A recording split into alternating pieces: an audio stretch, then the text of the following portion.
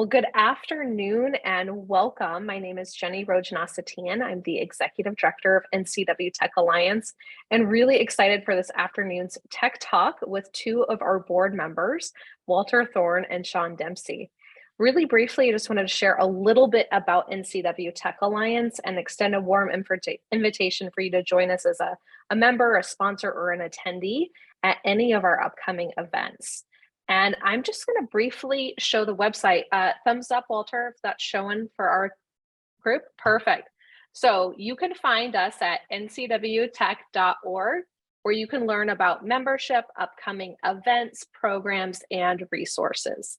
And I'm moving my mouse over to that upper screen. So right here, if you're live, I do want to mention that we have a lot of great events, including one tomorrow up in Leavenworth. We're hosting our monthly happy hour.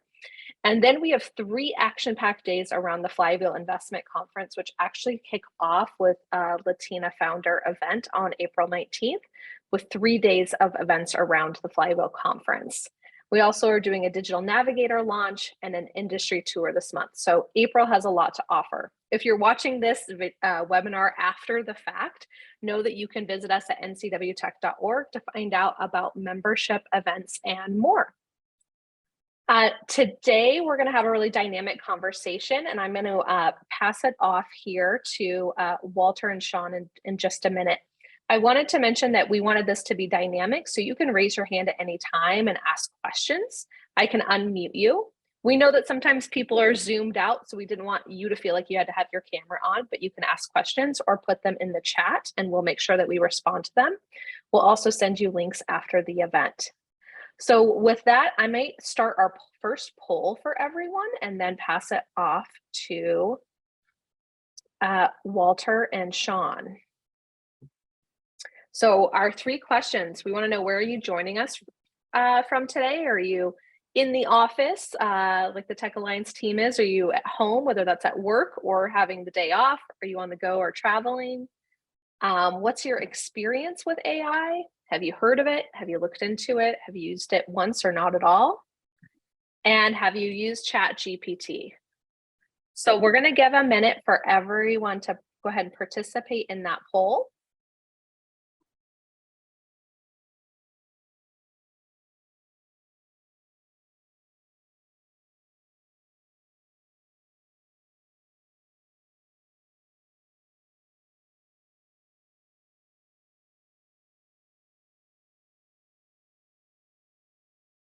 Okay.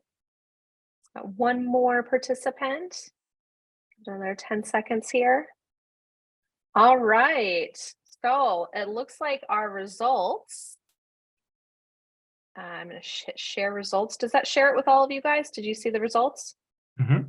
All right. So we've got a lot of people in the office today. Quite a few have looked into it, but a lot of people have been using it a lot. So AI, that's awesome. We've got some experience on the call, and 100% have used ChatGPT. How exciting is that? Perfect. Well, I will now pass it off. I will start by passing it off to Walter and let him and Shon lead from there and enjoy today's Tech Talk. Awesome. Well, so glad to be here. And I'm Walter Thorn. I am one of the board members for the NCW Tech Alliance. I've been on the board, I think this is my 4th year, and I live up in Leavenworth. And for my day job, I lead product for a EV charging infrastructure reliability company called Charger Help. So we're nationally, well, we have a nationwide presence focused on helping ensure reliability for EV charging stations that are getting deployed as we start to drive more electric vehicles. But as part of that work, and especially on the side, I'm very interested in the kind of new AI tools that are coming out. And so I was excited to be joined by Shon to kind of have this conversation today. And by that initial poll, it seems like the folks in the audience are maybe more expert than even I am. And so excited for this to be inclusive and dynamic, as Jenny said, conversation. So Shon, what about you? Yeah, sure. So I'm Shon Dempsey. I also serve on the board at the Tech Alliance, and I believe this is my third year, maybe my fourth. Time flies when you're having fun, right? I work for a company called All of Us, based out of Gig Harbor. We are a boutique UI UX firm, and so that's my day job. I'm a UI UX designer, and I also have just always been a huge fan of bleeding edge tech stuff. And it seems like, AI has really become something that is now finally getting into the hands of like real consumer tools, which I find very interesting. And I have my eye on, software and utilizations for helping me iterate faster in UI UX stuff too. So just naturally interested in these sorts of things. And yeah, similar to Walter, I have a good amount of experience using ChatGPT, and my other kind of hobby is I do have a Tesla, and I'm on the full self beta driving software, which you'll see me around town using it, and I record videos and all that sort of thing. So I'm really interested in the progress that Tesla is making as far as their AI system goes in actually tackling full self-driving. So that's kind of where my interest lay. And yeah, really excited to sit down with Walter and interact with the folks here on our webinar to chat about where we're at with AI these days. Yeah. So maybe just for folks that tune in on the once this is posted, since it seems like the folks that are with us today already know, but kind of maybe high level, Shon, start with just kind of an overview of some of these like AI products and different types and interfaces. And maybe if you want to share your screen, or I can share my screen, we can kind of go through some of these. But yeah, like high level overview, like what are we talking about today? Well, I think the one that seems to be on everybody's mind, right, is ChatGPT. Like they've made it incredibly accessible, very easy to interact with. And, I think seemingly to be their goal is a natural language model. You can literally have a conversation with it. You can also ask it things. And, one of the realizations I had as I was first accessing ChatGPT is I feel like ChatGPT is fulfilling what most people have already been doing in Google, right? How many people do you know go to Google and they type a question rather than some like maybe helpful search keywords instead, right? So I, having been in the web industry for a long time, like always got frustrated when people are like asking like some lengthy question, and it's like, well, it's just going to peel apart that query into some keywords for you, and maybe you'll get lucky and somebody had asked that same question. But with ChatGPT, it really understands what you're asking and can give you an answer to that question very contextually. You can even ask it to clarify. So I could share my screen and kind of go through some of the conversations I've had. I don't know how interesting that would be, but yeah, did you have something more interesting to share? Oh, let's start there. Let's Sure. maybe an example of some things we can do with ChatGPT, and then we can maybe go from there. Yeah, so one of the interesting things that, as Walter and I were kind of connecting last night, I was like, how meta would it be if I actually just decided to have ChatGPT write me out an entire script for this webinar? Because it can totally do it. And so I started there, and let me pull up my window here and get that shared. But let's see, I should have done this first. Let's do. And as he's pulling that up, definitely want to invite folks in the audience. If you have questions or any topics that you're curious about or want to explore today, please put those in the chat anytime, and we'll use those to also help guide the conversation we're having today. Okay, it looks like I can't share I can share a window. Sorry, I was just figuring out how to, there we go. I think a window is what I'm looking for. I'll just share the whole desktop, that's fine. Oh, I haven't set my preferences. fail for starting Zoom without setting preferences. So maybe you want to set your preference, or if you already have that set up, Walter. I got you. Yeah, there you go. You see my screen. All right. What are some prompts here that we want to try out? Well, I'll give you a really cheesy one that I was actually really blown away by. Okay. And basically, let's let me find out my exact prompt was, roll me a Dungeons and Dragons 5th edition human warrior. A Dungeons and Dragons human edition. Just human warrior. Human warrior. Yeah. A Dungeons and Dragons human warrior. Oh, I said 5th edition, but it's 5th edition. Okay, Dungeons and 5th edition human warrior.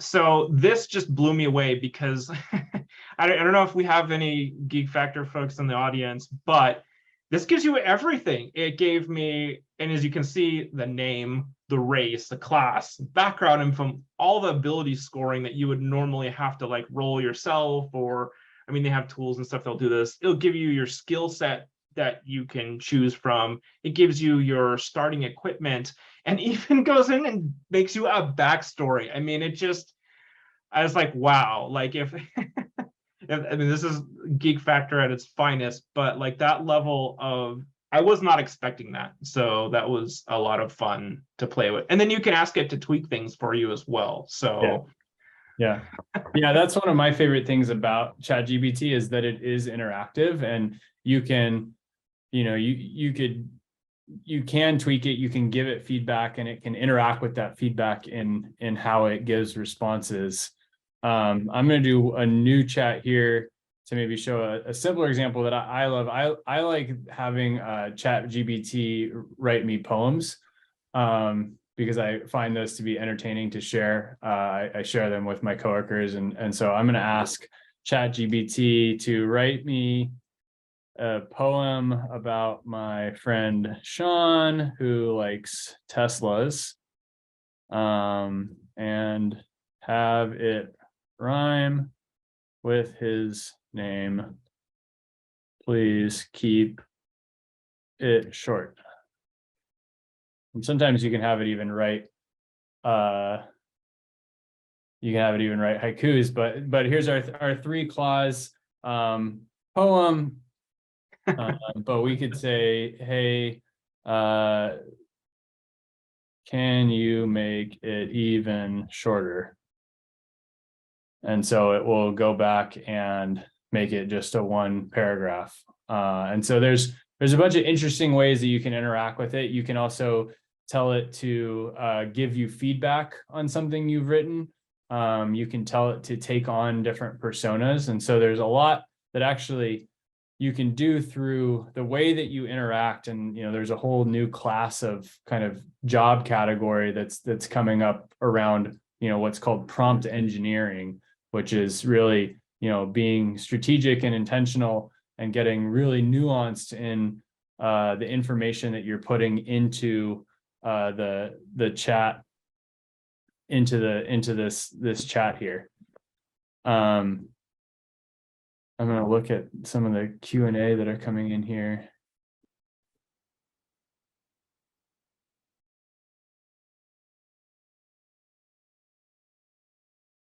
I've also had it write code for me. Yep. Or answer questions about code, which has been incredibly handy. I can never keep all the stuff, especially as I mostly do front end stuff. So CSS questions are always something that I have used, and oftentimes I have to tweak it a little bit, but it really generally gets me off to a phenomenal start, or puts me in the right direction. I also just testing now, and this might be interesting for our folks as well, to have it write me some code in C++ that creates a simple contact database with name, phone, email address, and includes functions to add, edit, and remove. And it totally did it. For a contacts, let's start as a new one here. They'll be very confused if I try to put that alongside your poem. Oh, and you're even using the GPT 3.5 model. I think Yeah, 4 so we is. can pick here. We can actually go up to GPT-4. So yeah, one thing to note, these models are evolving. So the initial one that came out that really got everybody's attention was ChatGPT, which stands for, or GPT-3, sorry. So GPT stands for the General Purpose Transformer. And if you really want to nerd out, you can go watch a keynote video from a Google conference back in, I think, 2017, maybe 2018, where they kind of first announced or debuted this new class of machine learning model called the Transformer. And that is what is behind ChatGPT and the GPT models. So the general purpose transformers are transformers that are trained on or trained for general purpose use cases, which means that they are trained basically on the entire text of the internet. But transformer models can be trained on specific data sets, depending on how they're meant to be used. But general purpose GPT-4 is the newest and most advanced model, so we could select that. OpenAI, the parent company, is seeing tons of volume of demand, and so they have kind of demand limits. But what was the prompt again, Shon? It was write me code in C++ for a contacts database. Yep. With name, phone, email. So giving it some parameters. With phone and say name, phone, and email. And include functions to add, edit, and remove entries.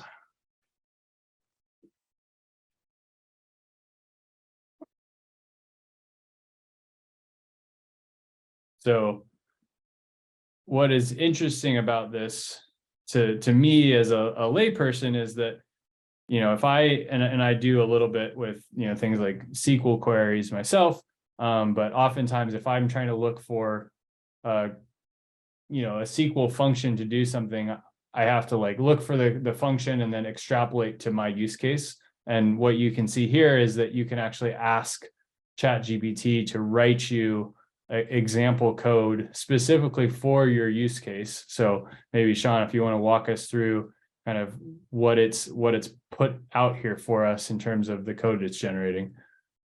Sure. I mean, at first, it basically just puts together some of the variables and things that we'll need to put into. So a structure there, you can see contact has a name, phone, and email. So that's our individual structure elements.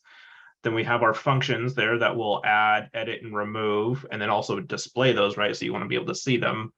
And then it just goes ahead and starts putting those together. So you have got your main function there and how that works. And it looks like it's even putting in some text there that is allowing you to enter your choice. So it's even, put the prompt there.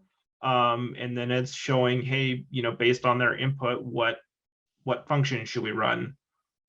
So really, this is a amazing, amazing start. That's probably, fully airproof, just to get you going. And I remember, writing this exact thing back in college, and we won't say at this point how long ago that was, but it took me forever to really think about it. I mean, it was basically an entire quarter at WVC, so it was like our large project for the quarter. So this is, super handy. And I think, like you said, even for somebody who, and I haven't written C++ in forever, but just to be able to come here and be able to get something quickly that would probably get me started back into it if I needed to do it, is really pretty phenomenal. So yeah, certainly.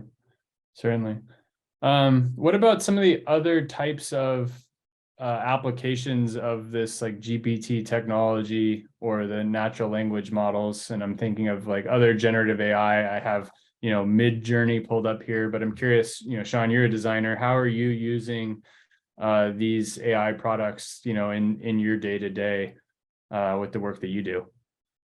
Yeah, so far, like Midjourney and Dolly, I don't have a ton of experience using those in UI UX yet.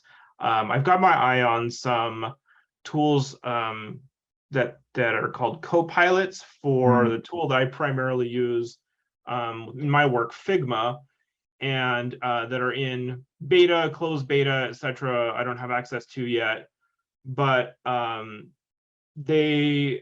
I haven't found any ones that currently exist or have access to incredibly useful quite yet, but some of the demos for, I forget what the name of the one is, you might find it a little bit further down the list there,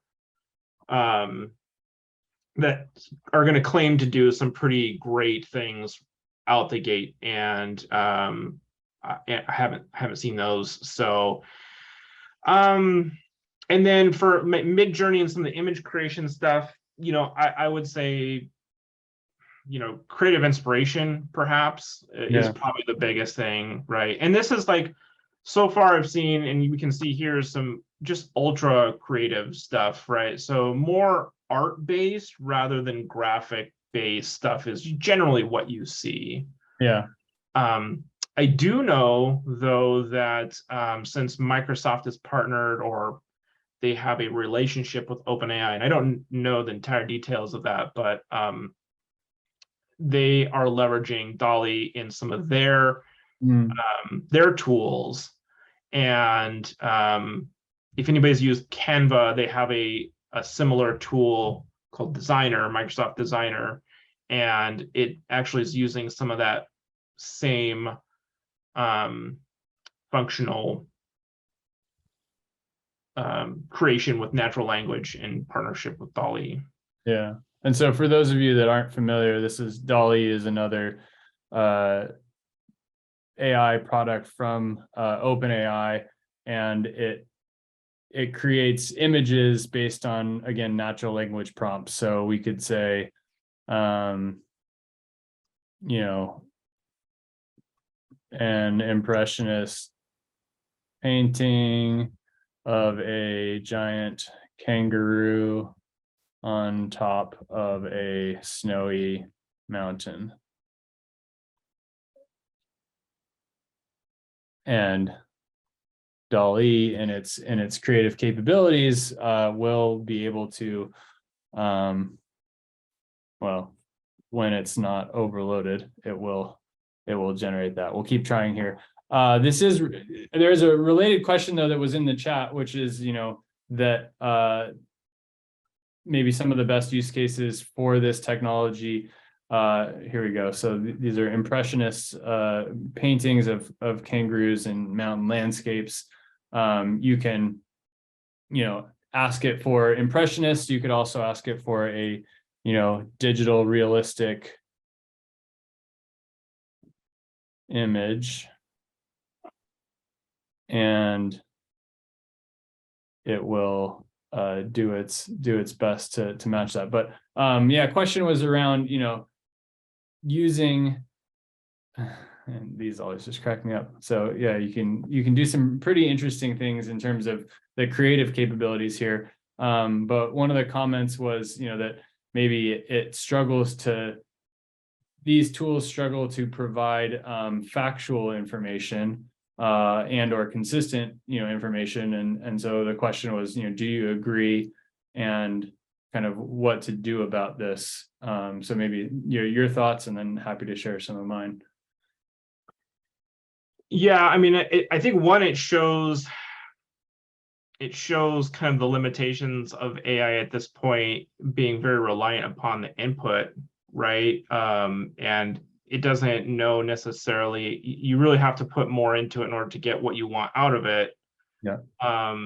And, I would imagine as things progress, and it seems like they're progressing quickly, that will become perhaps less of an issue. But again, I think a lot of it just depends on the data set that's being used, and then eventually what it's able to more synthesize from that to be able to improve its accuracy and consistency and that sort of thing. Yeah.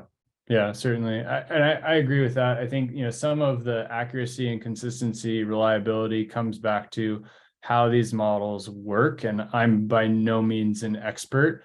I would recommend for people that want to get deeper on it. I really enjoyed this Stephen Wolfram article that kind of explained the probabilistic nature of these models. So, what they're really doing is, especially on the like ChatGPT side, they're predicting what the next word in a sequence should be based on the training that they've done across massive sets of data. But one of the things that was really interesting to me in this was that actually to make the text seem more natural, they do incorporate, I forget what they call it, but they incorporate some amount of randomness into the response.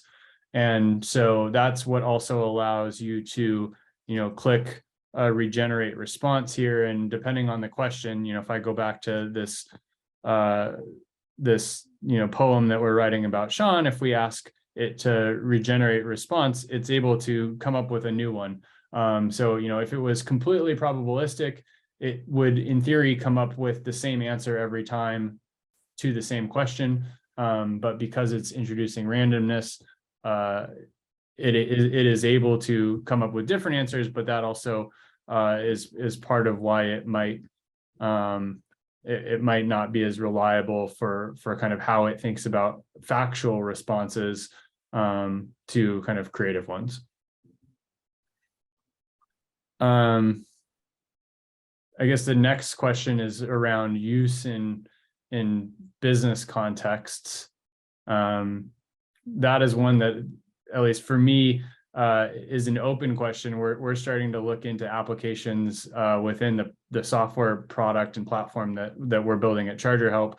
One of my things that I need to do is actually to go look into the terms of use and how that fits into kind of the privacy requirements that we have with our customers and our customer data, and what OpenAI and ChatGPT would be doing with kind of prompts or information that we're feeding it. So, the application, or one of the applications that we're looking at, is, natural language to kind of structured response. So if we got an email with kind of some natural language text, how can we get that into a structured format where we classify the information within that text so that we can then feed it into our data model?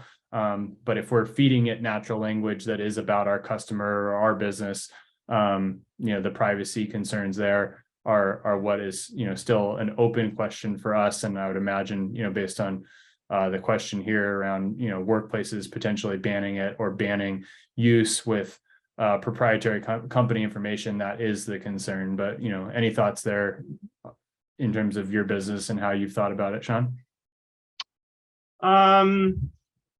I really haven't thought about this too much. We don't have at my company, we're a smaller, creative agency, so we're, encouraged to use things and explore. But I also necessarily haven't thought about, putting something into GPT yet that, I might come, sign an NDA on or something like that. But it's an interesting thing to think about. And I can see the, potential ramifications of maybe doing something like that.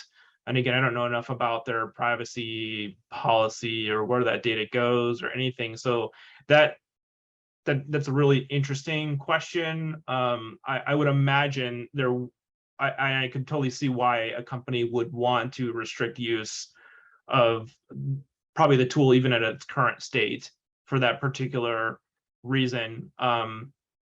The interesting thing, though, too, is there's nothing really stopping anybody from going home and using it and asking it some questions that might be related to your work. What I can say, though, from my perspective, is I actually did not sign up for a OpenAI account with any of my own personal information. I used Apple's Relay feature to create me a fake email address.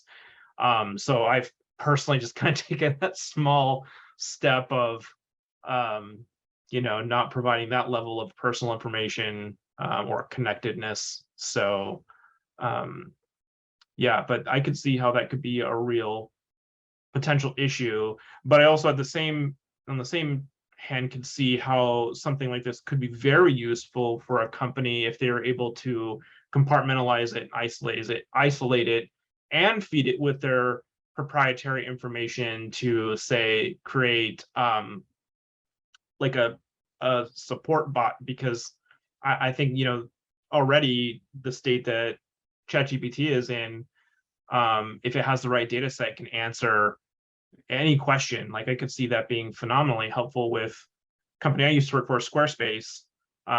Lots of customer questions. If somebody just typed it in, and it would be able to spit out the answer along with links to articles and video guides, would be a game changer, I think, for, you know, any company that is able to do that with this product. Yeah, definitely.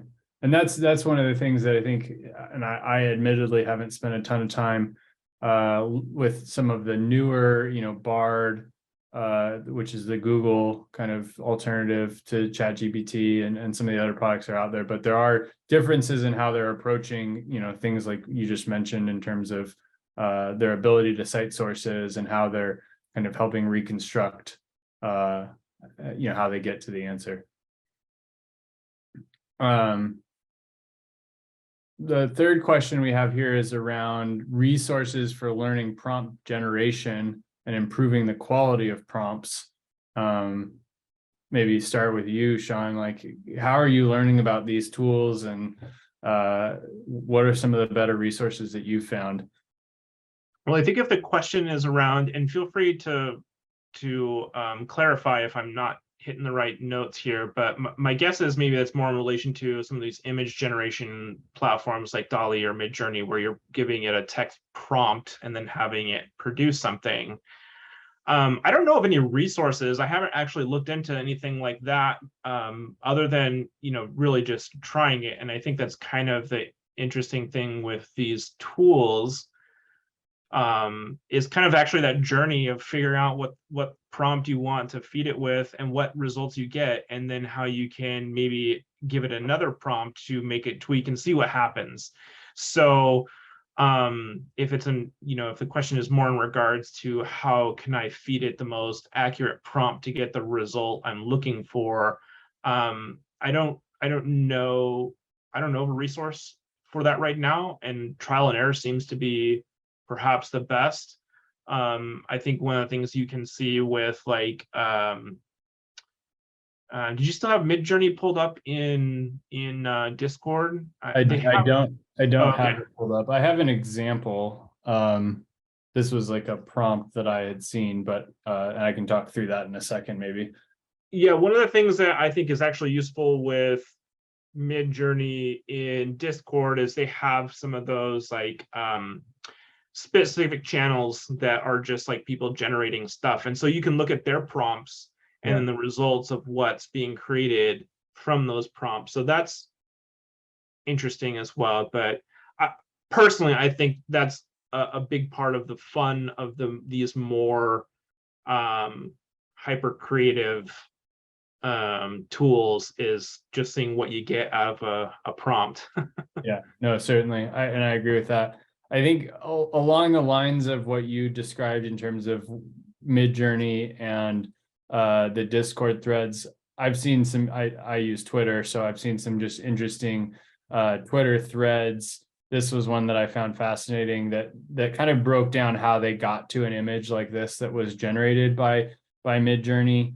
And so, you know, what they started with was, you know, asking ChatGPT to actually break down photograph. I mean, this is very specific, right? So break down, create a table, right? So it's asking for the format of the information that it wants it back in, an inter-architecture photograph composition into the following key elements. And so what that ended up generating was, you know, this table that they could then use to prompt. And so if we blow this up, you know, breaking this down into composition, camera angle, style, room type, blah, blah, blah, blah, blah. And, you know, from there, so that gave them a structure, and then you could start to fill that structure in and then feed that into Midjourney, this like tabular format. And so that to me was like a really interesting example of ways that you could, interact with both ChatGPT and then, feeding that back into Midjourney, with an incredible level of detail. I mean, you look at what it's able to create based on those prompts is kind of mind blowing to me. But I've found, Twitter to be a helpful resource for ways to get that. But I see, Jesse, I'm just going to put you on the spot here, but you could even ask ChatGPT how to prompt it, and Right.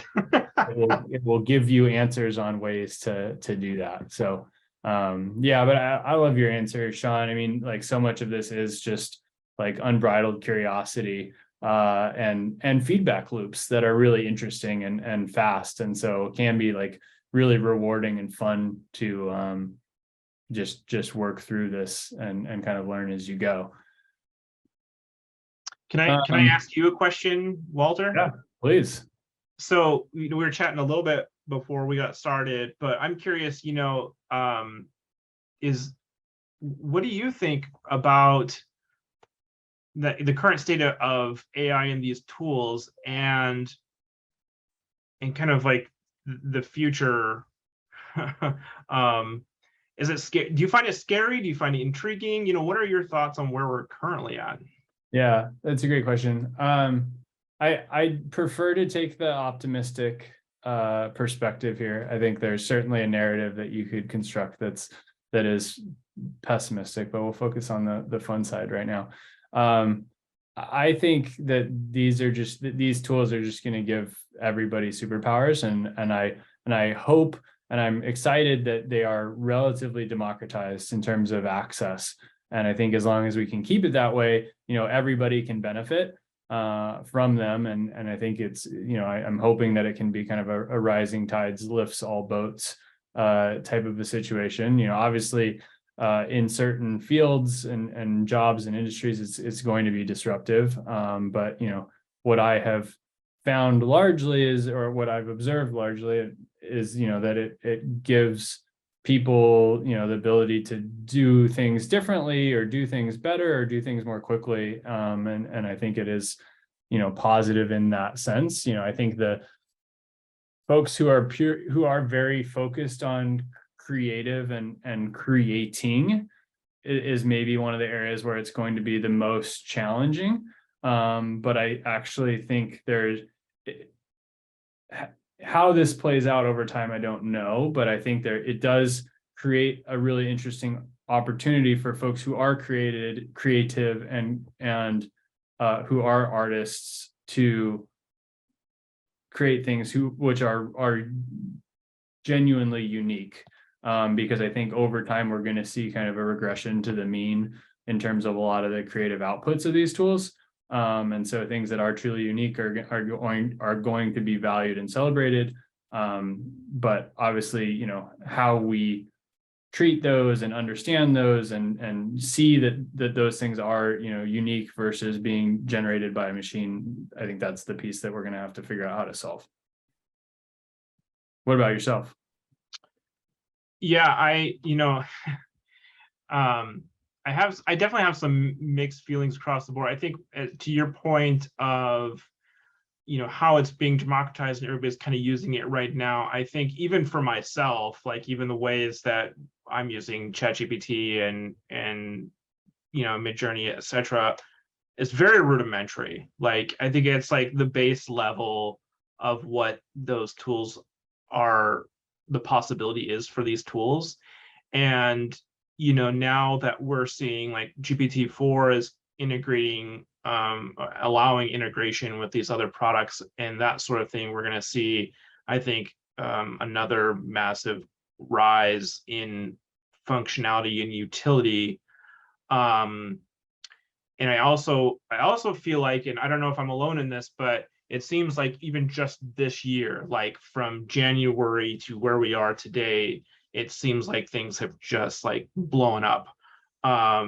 And it's everybody knows about it at this point. Like I wasn't entirely surprised by our initial poll results here if people had at least heard of it, and most of you have actually been using it. And I can't think of another product, even a tech product, that has had such quick adoption.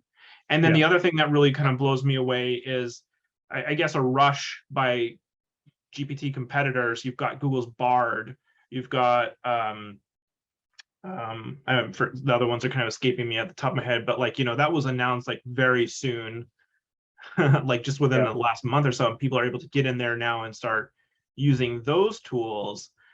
And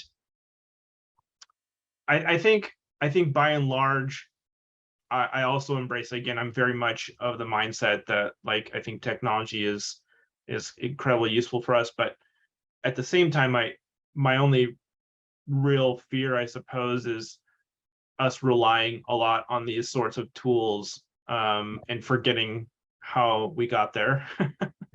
Yeah. But yeah, I think that's kind of where I'm at with it. Yeah, I love it.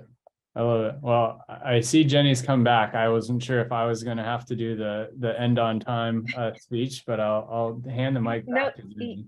You two have done fantastic. So I'm sure our attendees are giving you a virtual round of applause, and this is going to be so valuable, available online to those who didn't make it. So thank you to Walter and Shon for today. At the Tech Alliance, we're using ChatGPT to help us with scripts, with content writing, social media. So it's been a really helpful tool, even just double checking things or kind of spurring off new ideas. So it's been a really innovative technology. We will email out the resources mentioned today and those links to other websites. So if you attended and you didn't catch that, we will have that. And if you're watching on YouTube, that's going to be in the text down below. So invite you to come to another event for NCW Tech Alliance in the near future. We'll see you soon.